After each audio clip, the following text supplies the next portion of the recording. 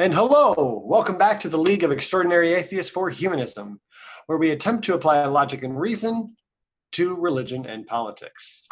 I'm here with my beautiful, wonderful co-host, Christy Santiago. That's me. Hi, guys. Happy Friday. I'm going to be very, very happy right now because we're going to cover some wonderful, happy news for you tonight. Yes, it's going to be the happiest, depressing news you've heard all week. I'm trying to win an award for acting here. You nailed it. You nailed it. Yay! I'm a nailer. The hammer. No, okay. Anyways. I'm actually going to speak for a second. Hello, Jim. Yes. Great to see you there, Jim. Welcome back. Love you, buddy. Our Lord and Savior does speak to us unlike other people's Lord and Savior. I'm disappearing again. Just saying. He does exist. He does. He does exist. Alrighty. So we're going to go over some things that are going on around the world, as we do. And I'm really going to try to bring in, towards the end, my thoughts on solutions to this, because it doesn't do us enough good to just know what's going on. We need to talk about problem solving because we need to stay involved in politics and worldwide news. So so I want to talk to Christy about how the hell do we handle any of this, and not just telling people what's going on and doing research, but what else can we do? What should we do? And maybe how do we get there? So first up, we have Hong Kong. And real quick, is this streaming okay for everyone else? Is everyone seeing us? Can you hear us? Yeah. Do we exist? All right. Yeah, now it's working for me. For some reason, it was not working for me. So anyways, so I'll stop talking and start talking. Hong Kong. So there's been some protests going on in Hong Kong for around a month now? I'm sorry, guys, I have no notes on me. So, excuse me. Longer than a month. Longer than a month. Okay. So, and this is for primarily, from what I know, is because the Hong Kong people of Hong Kong, they're trying to keep their democracy, right? They were part of the British Empire for a while, and Britain just kind of gave them back to China. They're like, hey, all right, this is back to you guys now. And they made some kind of deal where they got 40, 50 years before they're fully supposed to integrate with China again, and excuse me, and become part of their nation and part of their government, which is a communist dictator government, authoritarian. So I think how the protest started is China was trying to extradite some of the criminals in Hong Kong, and Hong Kong's like, hey, yo, we got our own justice system. We handle this. I don't know much deeper than that. It was a Hong Kong bill, actually. Okay. It was a Hong Kong bill to set up. We have them. Most countries have extradite. It's if someone comes here and commits a crime and hauls ass back, we can extradite them here. If they're we have extradition laws with so many countries, and Hong Kong and China were just trying to have one as well. I found out a lot about this whole Hong Kong thing, and a lot of it isn't. I mean, I was wrong the last time we covered this. I covered this as a I feel for them. They're in the streets fighting for democracy, and that part is true.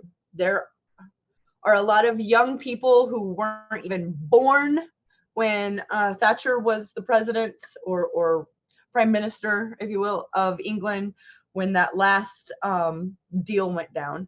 And so I had to look at it through empire eyes. And what it was is the lease was up on England's colony. England colonized Hong Kong, and the lease was up. And so they were going to re-sign with the colony. And China was like, nah, we're not really down with colonialism anymore. China has its own problems. I'm not going to get in with that now. They are disappearing people. That has nothing to do with this part of it right now. I do know that because of the colonial history, they are able to, the same thing that's happening in Venezuela, how there's a very small ruling class that were part of the colonizers. That's exactly what's happening in Hong Kong right now. And I did not know that. They are democracy protests. There are people genuinely caring about that in the streets for it. But I do have to add that Hong Kong does not have walls on what they're allowed to visit online like people in China are. So they know exactly who Pepe the Frog is. They know exactly what alt-right stuff is. And that is what's on the posters. That's what's going on over there. And it is, let's see, we should not belittle the honest discontent, the youth, I think. We should not, they have reasons to be upset, to be in the streets. They really, really do. Yeah. But it is being manufactured. It's really easy when you have video showing, it looks like every single Hong Konger in the street. It really does. It looks like every single one of them's in the street. And it's split 46% for it. So we don't see that. And I didn't know that until really looking into it. The CIA did not start this. There are rumors of the CIA that they did not start this. However, ding, ding, ding, ding, ding, they are all over it by now. I mean, I don't have anything to tell you a source, but come on. Come on. There's mass protests, and there are really good reasons for oligarchs to be pissed off. Now, the oligarchs jumped in as soon as this was an extradite bill. They jumped in against it. That was the kickoff, the start. They were all for it, because the protest against it, because they didn't want to be extradited for their crimes. And I agree. I think that extradition bills should be weighed out, and in a democracy they should be, decided upon. So I'm not with them, the oligarchs, on that, but I am with the people on that one. I do want to mention that Hong Kong protesters are finding journalists that are, if they think they're from China, brutally beating them to the point where they're passing out, and then stopping any kind of paramedics from getting in to get to them, going through their wallet and thinking, this is a mainland name, this is mainland, this is whatever they think that is. And it reminds me of Venezuela. It reminds me of, them doing the same thing to people who had darker skin, because they are different. There are flyers everywhere calling the mainlanders locusts. They call them locusts. Do you want the locust coming in and taking our jobs? Do you want the locust coming in and giving birth to their babies in our hospitals? So that, chain migration bullshit, same thing. The support for the Hong Kong protests are split down the middle. That is one thing I did learn. And that there are a majority of young people who really, really are in it for democracy. They're just not informed yet.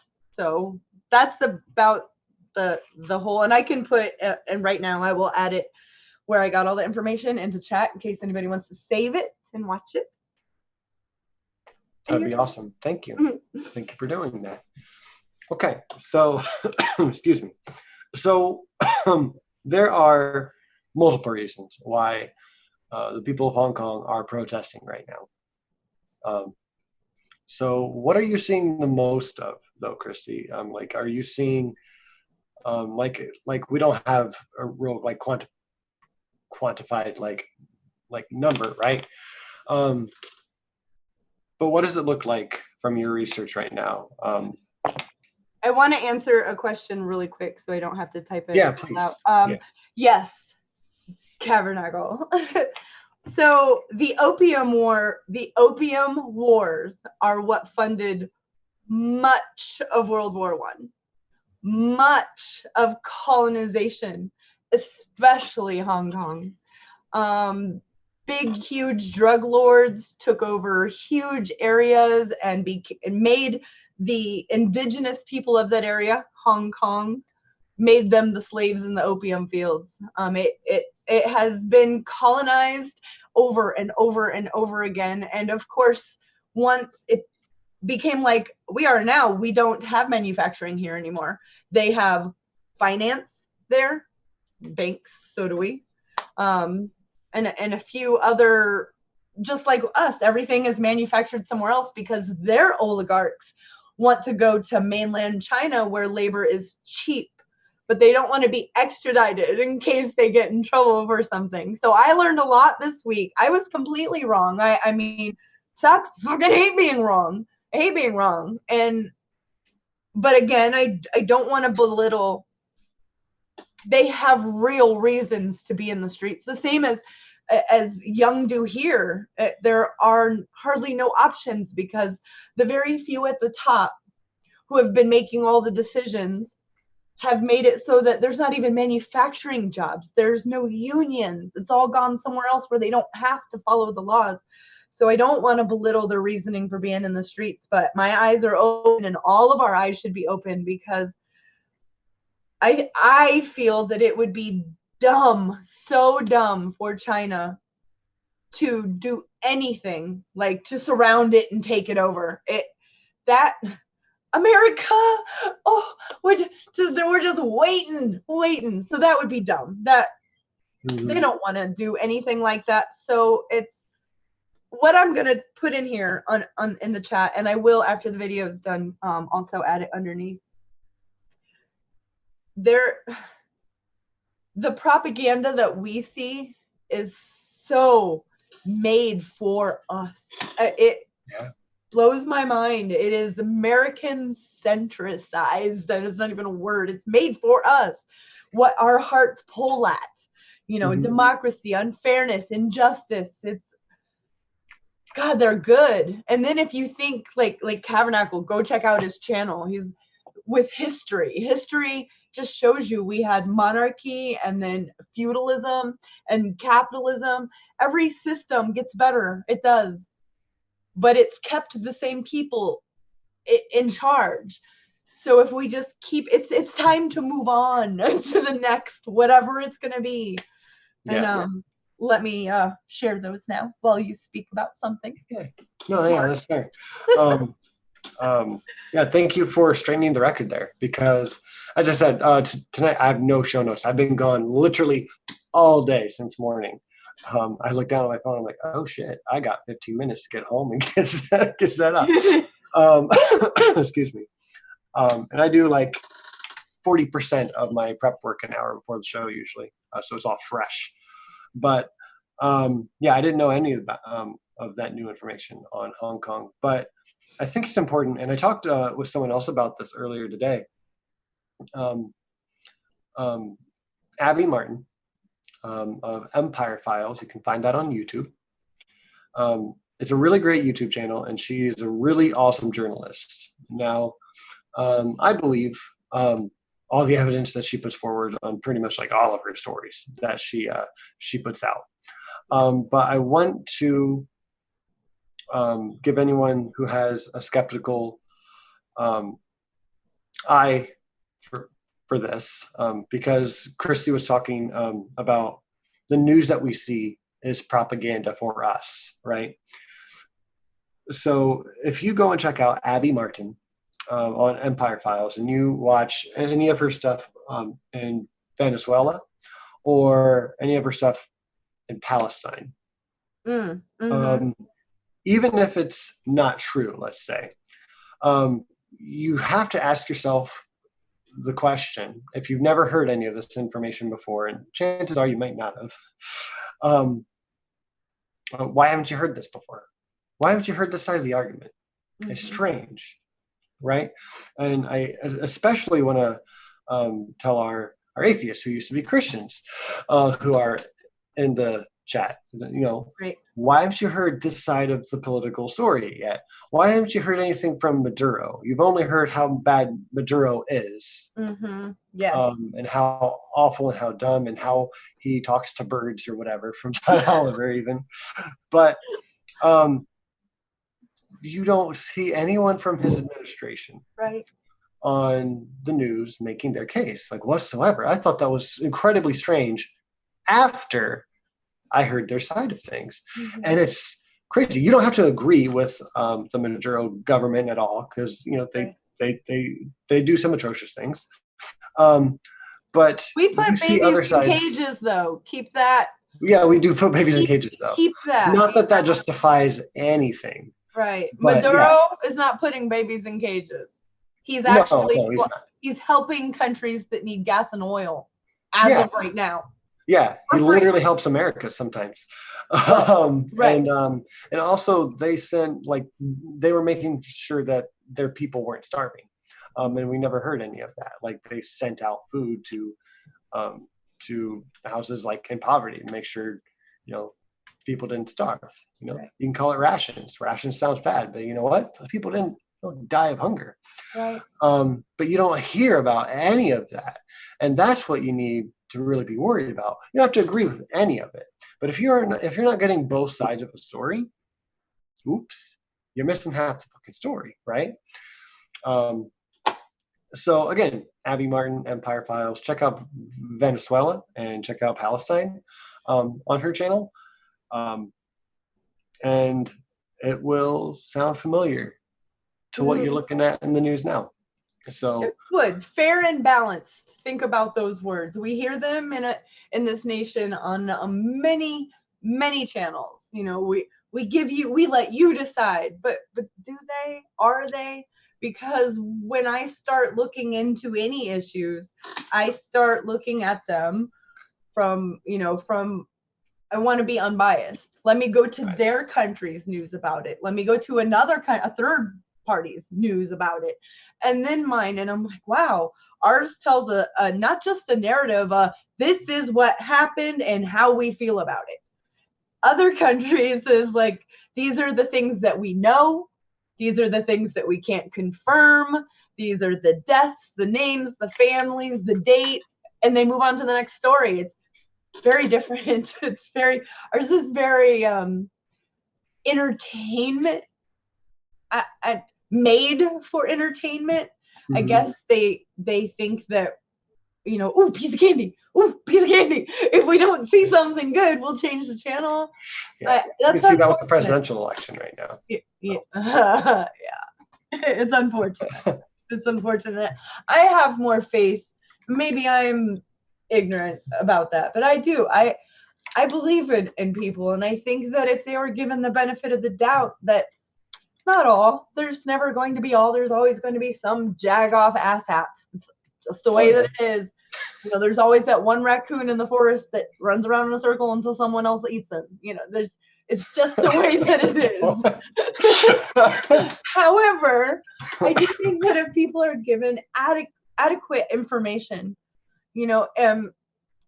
a good democracy, a healthy democracy depends on an informed electorate.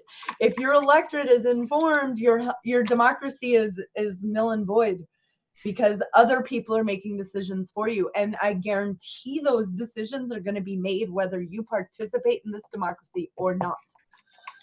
So democracy is not a spectator sport, bitches. That's my way to cuss without cussing. Did it work? No, that's fair. That's fair. That's okay. Come on, we're not monetized anyways. Okay. We never will be. Because a lot of this for me is going to lead to the same thing. So I want to just kind of breeze through the issues and then just get to what the fuck. So next up we have Kashmir. again, I don't want to butcher this one. Can you give them the short and skinny this time on Kashmir? Or do you have the short and skinny? I even asked Ryan from The Last American Vagabond. I asked his mods. I asked everywhere I could try to, on my own, tell me something about Kashmir. I can't find anything that I can tell you guys that I can say here are sources. Yeah. Nothing. That's a big part of the issue too. That's disgusting. Yeah, it's I do know. Sad and scary. This is all I know about Kashmir. India has had Kashmir under a complete lockdown since August, when New Delhi took away Kashmir's autonomy, citizenship, and arrested local politicians. Kashmiris were getting their mail, and in their mail they were, looking at something that said they are no longer a citizen of that country, and they had so and so long to get to a refugee camp or get the F out. Kashmir is the most militarized zone in the world, I found out. India is doing what Israel is doing. And then that made me think, well, what the US did to the indigenous? So we're just going to keep freaking doing this shit across the planet. That's what I found out. I will keep looking. I'm hoping. I know that the Corber report, it's, with the T at the end. I can't say that all of his stuff is, backed up by 100% factual. I do enjoy watching his show sometimes. He does have facts on his show. He comes from a good spot. I'm not knocking him at all. I just know that there's been times where I've been like, that's not right. Yeah. So, but apparently he did have a good podcast on a month or two ago, within the last month and a half, within the last month and a half, 2 months, where he had his guests that were Kashmiri. Now, I have to take that with a grain of salt, because our podcasts here in the United States had people who were Venezuelan. And, people are eating garbage, and we had to flee with our lives, and there's concentration camps. And, so Kashmir is going to be something we're going to have to keep coming back to, because as of right now, I can't, this is all that I can say that there were sources to back up. Gotcha. The Tabernacle, Connor, he just posted down in the top chat a link from Al Jazeera about reports of their massive torturing done by the Indian security forces. So I encourage everyone to check that out, because Tabernacle does a lot of good research. His channel is awesome if you guys haven't. He's brilliant. That. He's my brother from another mother. I know it. Yeah. So also go over to his channel, subscribe, check it out, because like I said, it's all good stuff. But also check out the link here, because I have not checked it out myself. His series of a British view of, it might be a United Kingdom view. I think it's a British view of, and then, Bernie Sanders or whatever it might be, that it's really good. It's nice to get a fresh perspective of things here from the outside. I think that it really helps me have a more objective view instead of opinionated, because we're humans. We want to be like, no, this is my team and that's their team, and I can't listen to you because you're on that team. And we have to get past that. We really have to evolve. We have to recognize when we do it and stop doing it. Only you can prevent forest fires. Copy that. So I guess makes me silly. I guess so. I need a drink. I didn't have time to run up and grab a drink. I might grab one soon. Go grab one. Not yet. So yeah. I guess the short and skinny of Kashmir is we don't know what the fuck's going on, because it's dark. in a multitude of ways. Like we can only imagine it's dark. We don't know what's going on there, and we should. Like, I don't want to sound like, we need to have this one world system and America needs to know everything, or anyone needs to know anything going on in any other country. But if we're supposed to have alliances with any of these other countries and like India and stuff, then we need to not have fucking blackouts like this on disputed territory. That's absolute bullshit. And I think we need to do something about it. What? We'll get to that later. Partly, I don't know though. Spoiler alert. But no, I mean, I have ideas, but it doesn't just end there. I mean, we just had the big, huge talk, the LGBTQ talk last night. You don't have cable. Most Americans under the age of 40 don't have cable. They have internet. So if you're not, and Stacy pays for us to add football and take away commercials when football season's in. She just loves football, but for the rest of the year, it doesn't matter. And we got rid of live TV, so we can still watch Saturday Night Live. All of the TV that comes on live, we just can watch it after it's been live. It's available, so I can still watch it, but I can't watch it while it's live. That's a form of a paywall, of an elitism. If you just busted your ass 3 jobs all week with your 3 kids because of whatever your situation is, you don't have time. It just blows my mind that you can't come home and turn on something that important. You have to also pay another fee to watch it. I think that is, for a lot of the people who voted for Trump, that right there really bothers them.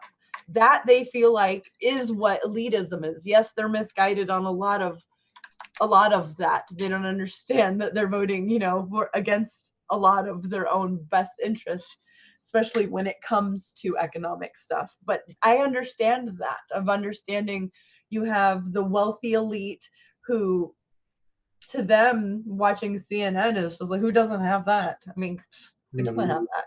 That's disgusting. It's really bad. I mean, it is. And let me kind of drive that point home for anyone who might disagree with Christy here. Because I think you could disagree on the grounds of, I mean, do you really need to see everything that's on TV? Maybe you should pay for some like goofy bullshit channels. But when you can't watch the presidential debates in your own country live, or even in full after they're live, that's a problem, right? Because that hurts your democracy. And if you're a democratic republic like we are, then you should be able to watch your democratic debates. You should be able to watch your Republican debates. You should be able to have access of the stuff that really affects the economy, your whole country. So things like CNN, MSNBC, Fox, these mainstream media sources, they should be public access. It really shouldn't be making money off of them. And also, I mean, most of us know the issue of how are they funded? They shouldn't be funded publicly. They should be publicly. Tax money. Funded. Bernie just this past week said that they should, during any debate or public access show like this, there should not be any commercial breaks. You're not selling us shit while we're trying to do this. I don't care about secret deodorant, about your baby's Pampers. I don't care about Diet Coke. Nobody needs to be sold stuff while we're talking about our democracy. Well, that's our democracy up for sale. Or it's already been sold. It's really bad. So I had to. Bernie just rocks my socks off. Yeah, he's freaking fantastic. Yeah, and he called for, and I'm not sure if you already said it, but just like there's no advertising during presidential debates. Like that would be great.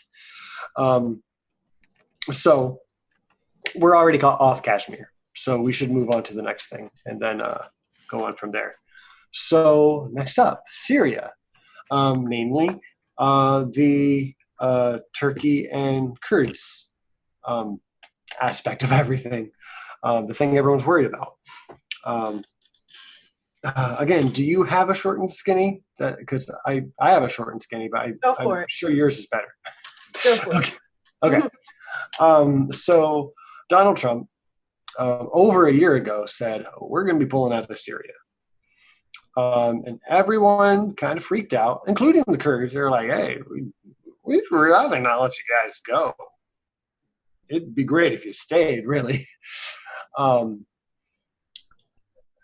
Everyone freaked out because the Kurds have helped us fight ISIS. And what we've captured, was it 60,000 people who were involved with ISIS, and the Kurds have them in prison in their territories. So they really helped us out. Right.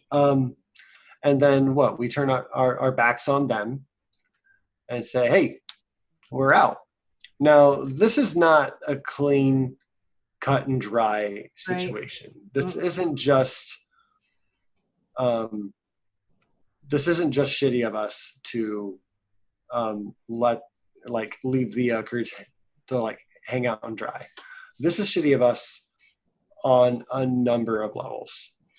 And let me be clear. When I say this isn't clean, cut and dry, I'm not saying that it's not clean, cut and dry, that we did something shitty. It's just kind of pinpointing what shitty things we've done as U.S. as a nation. Because I don't think there's any side of this that I can think of right off the bat where I don't think it's kind of our fault. So, anyways, so yeah, we're pulling out of Syria, and we're not pulling our troops back home. We've just pulled them back. They're stationed somewhere else. I don't even know where it is right now. Do you know that part, Christy, before I move on? Nope. Okay. No. So we have pulled them back. They're not at the borders of Turkey where they were recently. So before I go any further, I really want any depth that you have to go into this, because I'm gonna rabbit trail. Yes. Okay. I did too. I wanted to go into Syria. What is a Syria? Yeah. What's a Syria? Syria was never a third world country. Nothing like that. Their hospitals were just as beautiful, and any surgery you could have here, you could have there. Music, nightclubs, women dressed like I dress. Women could cover their head. There were Christians and Jewish, all different sects, all living in Syria. Syria is one of the most ancient civilizations on this planet. It is the only place on this planet where Aramaic is still spoken, is still taught to children, the language that Jebus spoke. I mean, I think I don't have to be religious. I am atheist, and I think learning Aramaic is pretty fucking rad. A language from a long time ago. I mean, I think our friends over at Digital Hammurabi, they speak Sumerian. It blows my mind. I think that's beautiful. So there were places that still spoke Aramaic.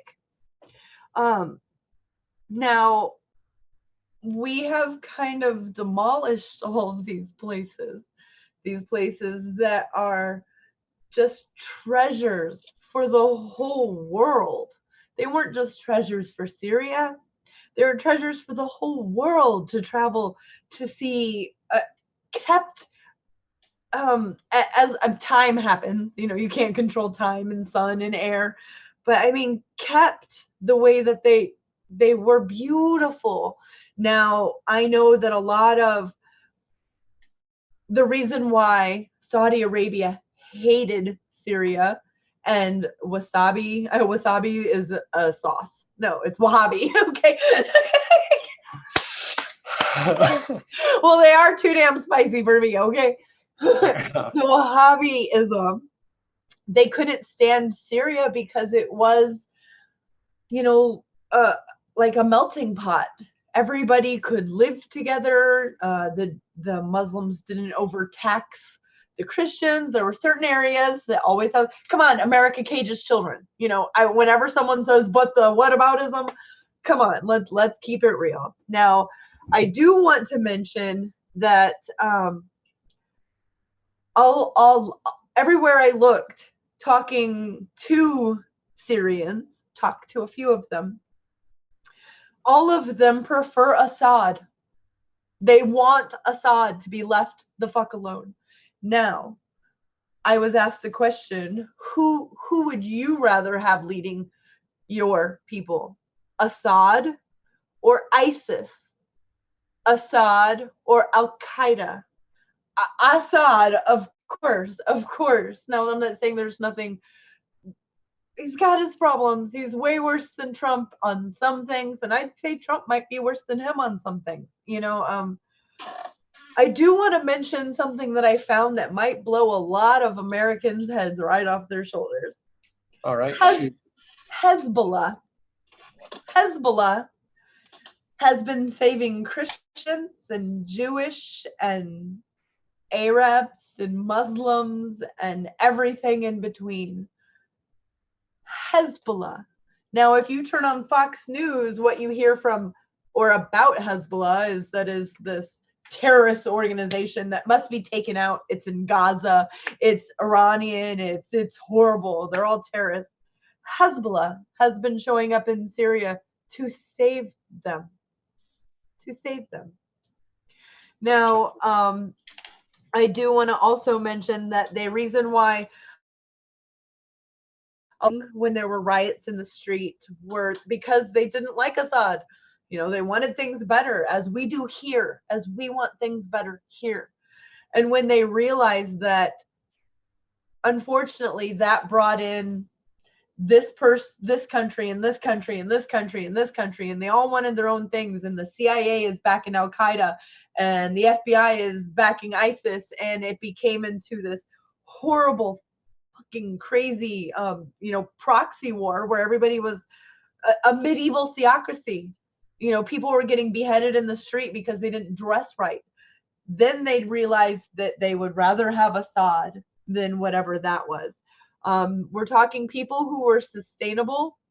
They grew their own food. They had their own everything, just as we do. We have cattle, we have vegetables, we have huge farming lands.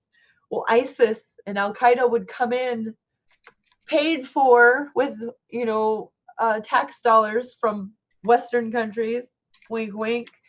Not just us, though. American weapons, and they would take over these means of sustaining themselves, of food, of water, of milk, of meats, of vegetables. They would steal them and then sell them back to them at prices they couldn't afford. So then they started fleeing because of that. So this is a multifaceted. How a diamond has so many facets, that might be how Syria's war is. There's so much. We could spend a whole series talking about, the wonderful things that this world got from Syria, the horrible things that have happened over the last 2 decades to Syria, and what's happening now and who's funding it. It's easy for just a regular person to follow the money. And following the money makes me sick to my stomach. So. Yeah. Let me finish typing to Navardia real quick. Yes. It is a bill. It has not passed. Right.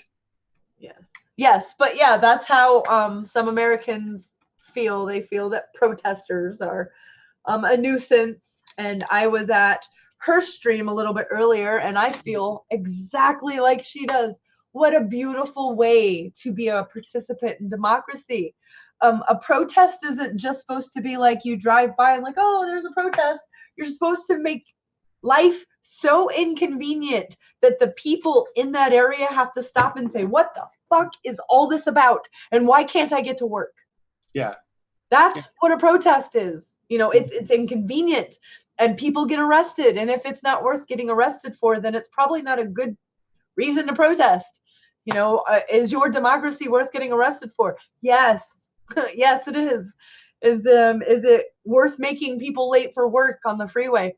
Yes. Yes, it is. Women's rights, children not in cages. I could go on. There's so many reasons to protest. Climate change. Climate change. Yeah. Yes. I don't know if any of you guys follow me on arrested. Instagram or on Facebook, but I made this meme. I've been playing with this like meme app, and it's Donald Trump holding a sign but her emails, but he's floating in water. Yeah. Yeah. Okay. So I'm going to try to break down my take on Turkey and the Kurds right now. And it's not, I still need to do more research. But again, this is my take, and a take that I think, even if you don't agree with, hey, it's good to hear, because critical thinking, right? So we promised to help the Kurds fight ISIS. They were already fighting ISIS, from what I know. And we promised Turkey that, hey, we are going to arm the Kurds, but we're going to take those arms away because we are technically allies with Turkey. We can't forget that. We are technically allies with Turkey. So we don't really want to screw over our allies, even though we have arch enemy allies right now. So we said that. We also said, hey, we're going to help them set up bases up at your border, but we're also going to help pull them back when we're done with this alliance that we have going on right now, you know, fighting this common enemy and working towards this common goal. So we've helped the Kurds have helped us. We had this mutual goal, right? And I would like to make clear that someone that I hold in high esteem, Noam Chomsky, he said, we need to pull out everyone, like, that we have stationed around the world, everyone, like, we're talking American forces. We need to pull them out, everyone except, or maybe the last people we should leave there are our forces in Syria, because we don't want to just fuck the Kurds in the bad way. So that should be taken into consideration, because Chomsky's a political genius, right? And as Christy put down in the chat below, what would Noam Chomsky do? So that's important. That said, again, not only did we make promises to the Kurds to help them, we made promises to Turkey. As I said before I pass it over to Christy, we fucked up here. Like, this is all on us. I don't think there's any side you can look in on this and go and walk away going, not really America's fault, because we really put ourselves in a shitty situation. But, and this is where I start to go off on a rabbit trail and make this much wider. This is where it all connects to every issue I think that we're covering today, because we fucking do this all the time. We're an empire, right? We go in to these foreign countries and we do regime change wars. We say, hey, we need to fight ISIS, so let's team up with the Kurds, even though we're we're allies with their enemies, which is fine. I don't think we shouldn't be able to work with someone because we're allies with someone else. But we really don't think of an end goal when we mostly think of a right now goal. Like, hey, we need their oil now. We want to defeat this enemy now.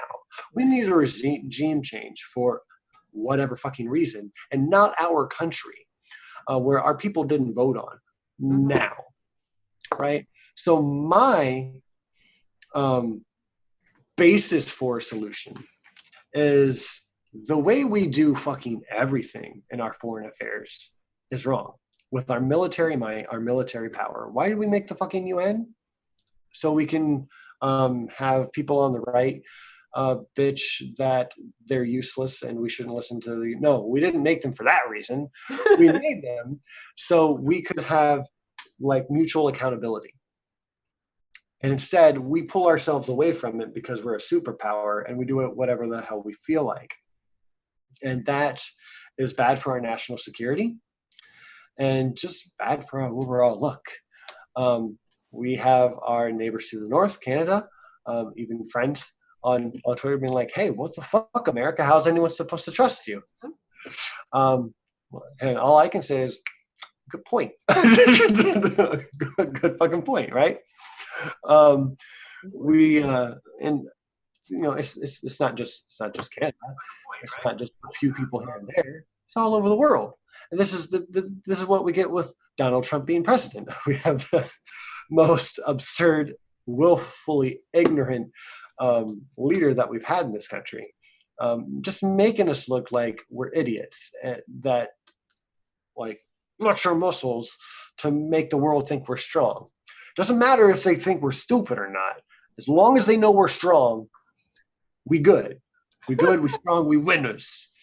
And as long as we're winning, we don't win anymore. Right. So without elaborating more on that part of my point, the other part, which I really want to say before I lose my train of thought, is, and then I did. Damn it, Christy. Well, no, look at, we're an empire, right? And we act like it. And look at the examples we had before us, right? We had Russian empires. Mm-hmm. We had the British Empire. There's the Ottoman Empire. Like, there's so many successful empires that we based our model off of. Flip side, look at who we ignored. Our indigenous peoples. Right? With our Christianity that we brought from Europe, we also brought the idea of land ownership, property, right? They didn't really have that concept.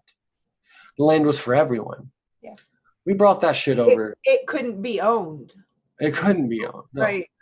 Who would you bought it from? The earth? Like, hello, Earth, can I buy you? Right. They didn't understand that concept, you know, like, but who are you buying it from? Because nobody owns it. Yeah. I like that. Yeah. And Smitty's making some good points down in the chat. Indigenous empires were founded on conquest. Indigenous people had slavery. Yeah, I'm not saying they were perfect. But I am saying that in every culture you can find some good things. And it would be pretty hard for anyone to disprove that little tiny point. But that's what we're supposed to do as we grow and evolve as human societies, is be like, all right, what worked, what didn't. All right. Call out the bad shit we did and try to pick up the good shit that we did. So I'm not saying you're wrong, Smitty. Like I said, you're making very good points. Don't do that shit. Don't do it. Also, don't do what Europe and Turkey and Russia and China and Japan has done over and over and over again, because we know that these empires fall. And I'm not saying even if we come up with a better government, it's not going to fall. But we see the way that they fall. We see the way that we fight these wars. They, like, no matter who wins, there's a lot of bloodshed, and there's a lot of loss, and there's a lot of what's the word I'm looking for? There's a lot of resentment on who's left, right? We didn't get bombed on 9/11 just because there's a bunch of Christians over here, right? Right. They hate us because they hate us. Right. That's a load of bull if I'd ever heard it, right? Mm-hmm. It's because of our foreign affairs. They hate our freedom. They hate our freedom. They hate our freedom that we, and our democracy bombs. Yeah. Right? When we go about our foreign affairs the way that we do, and not just us, other superpowers as well, and other smaller powers like the Kurds. They continuously fight in other wars. Like they're just always in a war with someone. Just pick who they think is going to be the winning side. I mean, it always ends bloody, and there's always someone left who hates what you've done to their brother, hates what you've done to their mother or their sister, right? Their families, their friends, who's ever left behind. And what do? Genocide to get rid of that? That doesn't sound like a very humanistic way to take care of things. No, we go back to, why the fuck did we make the UN? We can't act on our own. We need to act like civilized people. Civilized countries use democracy and use actual standards, and then actually use those standards to lead by example instead of push those standards on everyone else, but go above and beyond and make a nuclear arsenal and what the fuck ever, and 600, 700, 800 bases in foreign countries. I know I'm kind of preaching to the choir, to a lot of people here, but I feel like it's still important to say, because I feel like right now we're not focusing on that. We're focusing on just what's happening and how could we do this, instead of what do we do? What do we do? And I think as much as we need to be informed, we need to tell people who we're talking to about this, just like, hey, if you're upset about this, be upset again about Venezuela. Be upset about Palestine. Mm-hmm. Be upset about Kashmir with the blackout, if they're not talking about that.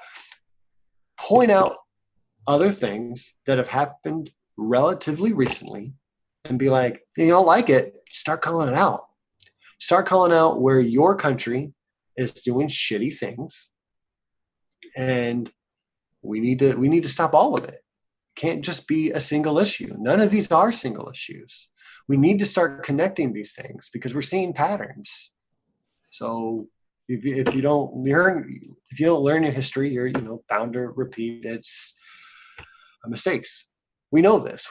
I'm just trying to point out the obvious because we're not pointing out the obvious enough. We're not making it sound like this is fucking duh, right? We need to make this like a fucking duh kind of argument. Like, are you stupid? Did you not think this through? Because it's right in front of everyone's face. It's in front of Who ties your shoelaces for you? I don't have any shoelaces. Hold on, Nancy Pelosi. Oh, no. Makes me want to throw up the whole thing. Throw up in your hand and then yes. All right, I'm sorry. And mail it to her. This is what you do to me. Okay, don't do that. I don't advocate for that. I'm just being Okay, so I think I've beat this dead horse. No, I actually was lucky to be able to talk to somebody who is a Turk, lives in Turkey, and said that the majority of the Kurds, the majority of them live without any issues. It is the big problem. And this is, you have to take it as I'm talking to one person. This is one person who lives there. The majority of the Kurds live without any issues, that it is the Kurdish militia that we're having problems with, and that he understands that that's not the story that we're getting here. So I do have to take this with a grain of salt. Is that the PKK? I'm sorry? Is that the PKK? The Turkey or the Kurdish militia is? Well, what we're seeing here in the States of fighters, Kurdish fighters. Yeah. What we're seeing here in the States of Kurdish fighters, to him, what he said to me was that's the militia that they have a problem with. And not just them, most people have a problem with because they are propped up by CIA. Now, this is just one person I talked to. I asked him a lot of questions. That was my, that's what I got from him. I can't tell you if he was being honest with me. I wasn't able to see his face. It was just online. He did say a lot of things that I could back up, that I could look up, and were factual. It was interesting to see his point of view, which is not abnormal. I mean, you could talk to two people in Tampa online, never seeing their face, and them having totally different points of view. So, you know, I thought it was interesting for him to say that most of the Kurds are taken care of and there's no problems. It's just this militia. So to me, that makes not any sense. I need to work that in my head. I need to find out more information. But I thought it was interesting enough to share here. Maybe someone will see this and go, oh, I heard this. And then that will lead them to something. And then I'll be able to find out more information. And what he meant by just the Kurdish militia. To them, maybe they called the Kurdish army that the United States supports as the militia. Maybe that's just the words they use and it means nothing to me. You know, I don't know. No,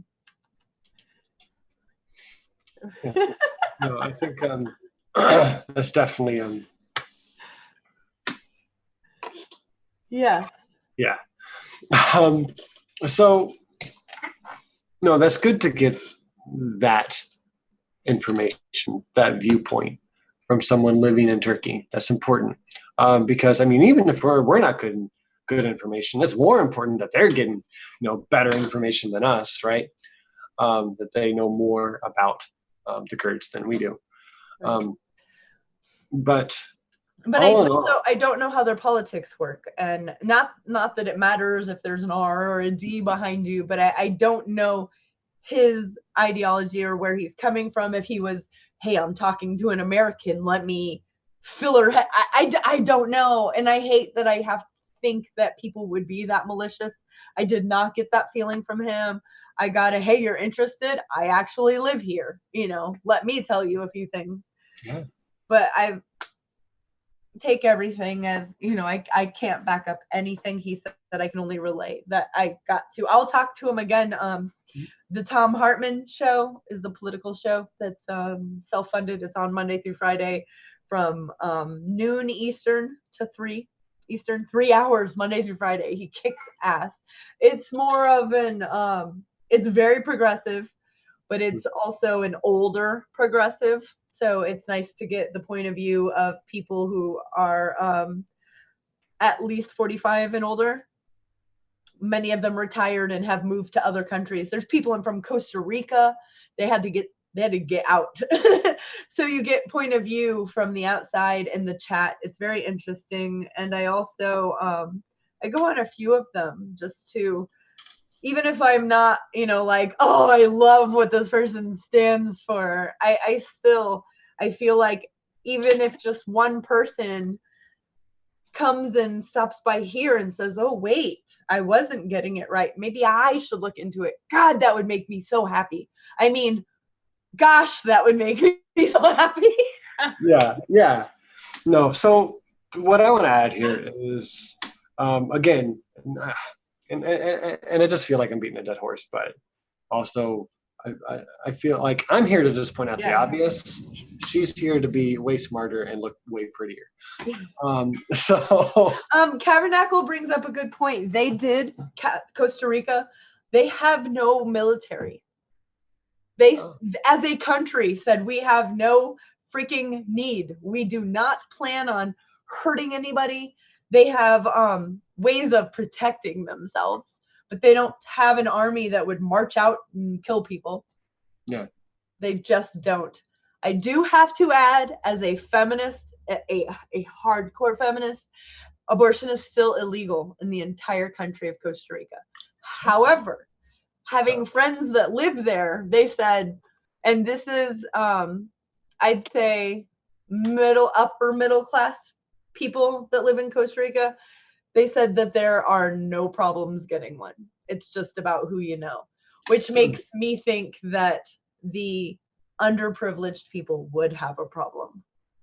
Who knows? Maybe I'm, just thinking of my American lens, through my American lens. But I don't like that. I don't like that women do not have a say in their reproductive health.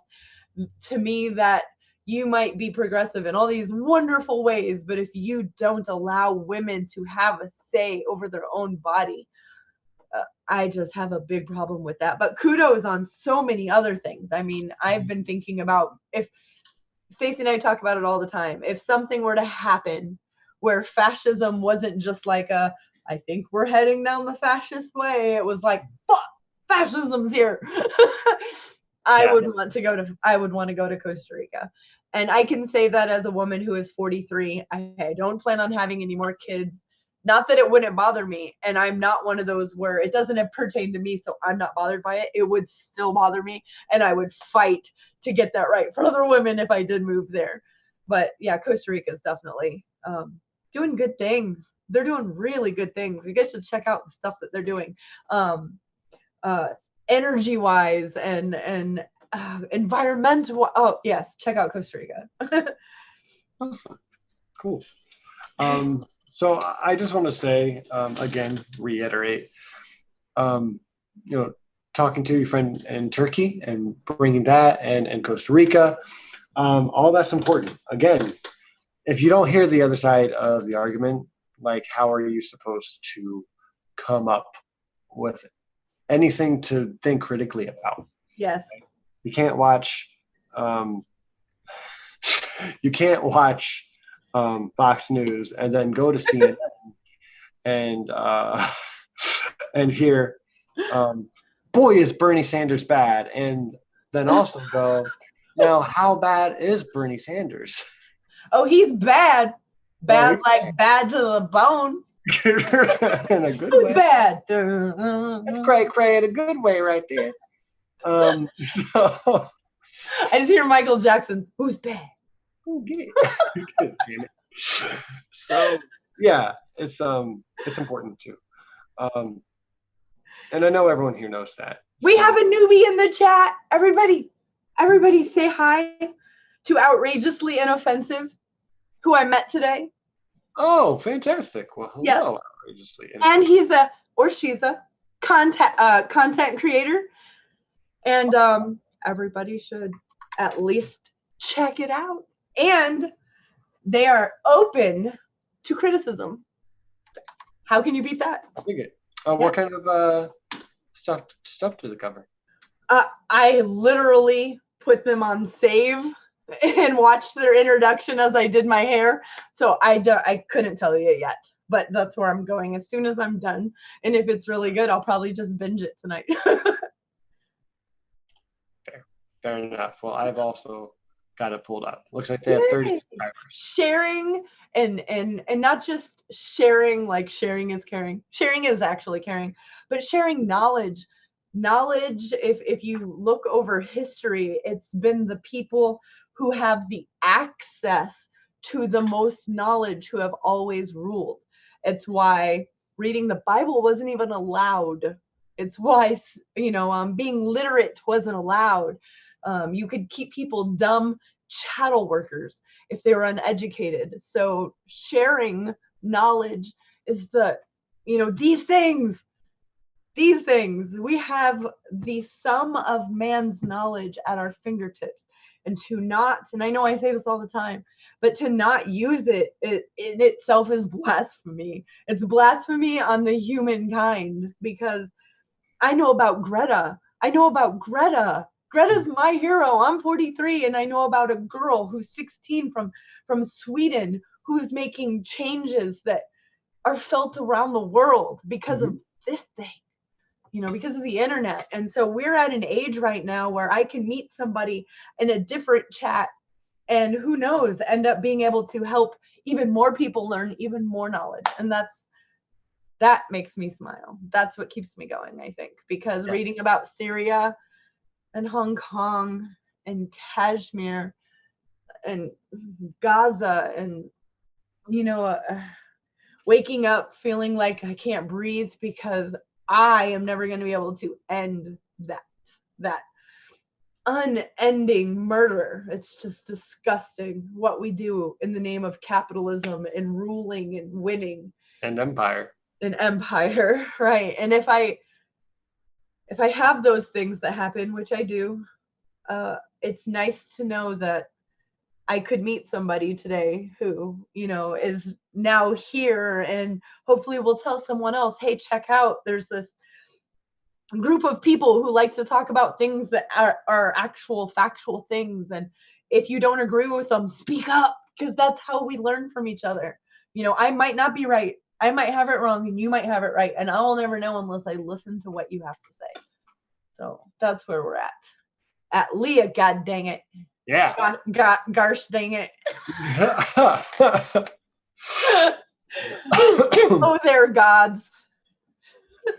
So yeah, well, now you all know how bleedy heart we are.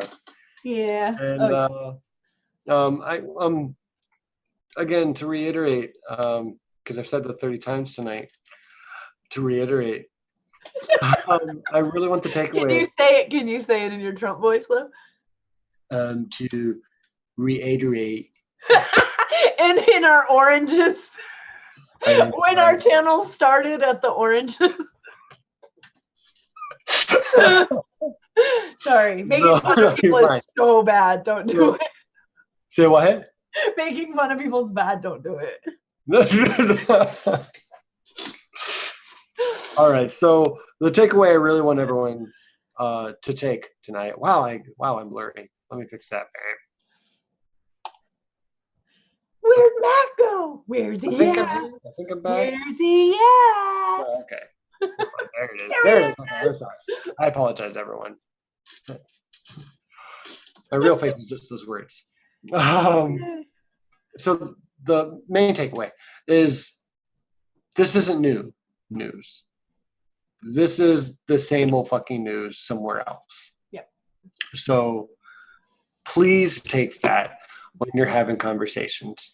And if you aren't having conversations about politics and religion, maybe you should do that. I think it's a good idea.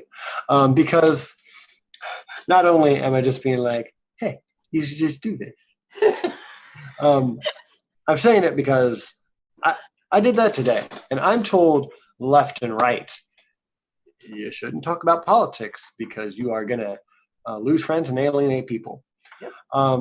And I have made more friends over it. Yes. Than I have made enemies out of it.